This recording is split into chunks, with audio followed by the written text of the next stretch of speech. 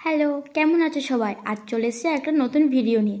বেশ কিছুদিন আগে এই স্থলপদ্মের কাটিংগুলি আমি জলের মধ্যে গ্রো হতে দিয়েছিলাম, আর তার থেকে দেখো কত সুন্দর রুট বেরিয়েছে।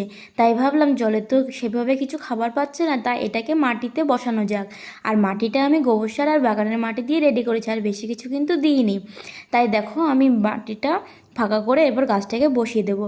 আর এই স্থলপদ্মের ডালগুলো কিন্তু আমি আমাদের পুরনো বাড়ি থেকে এনেছি। আর নতুন বাড়িতে পুরনো বাড়ির পথটা অনেকটা হওয়ায় তাই এর ফুল কিন্তু পাওয়া যায় না, তাই ভাবলাম একে আমি এই ছাদ বাগানেই লাগাবো। তাই দেখো পুরনো বাড়ি থেকে কাটিংগুলো আমি নিয়ে এসেছি। কথা বলতে বলতে আমার গাছ লাগানো হয়ে গেছে। এরপর গাছটিকে আমি জল দিয়ে দেবো। আর তোমরা যখন প্রথম গাছ লাগাবে চেষ্টা করবে মাটিটা পুরোটা ভিজিয়ে জল দিতে আর ভর্তি করে জল দিতে। আর গাছে যখন জল দেবে গাছটাকে স্নান করিয়ে দেওয়ার চেষ্টা করবে।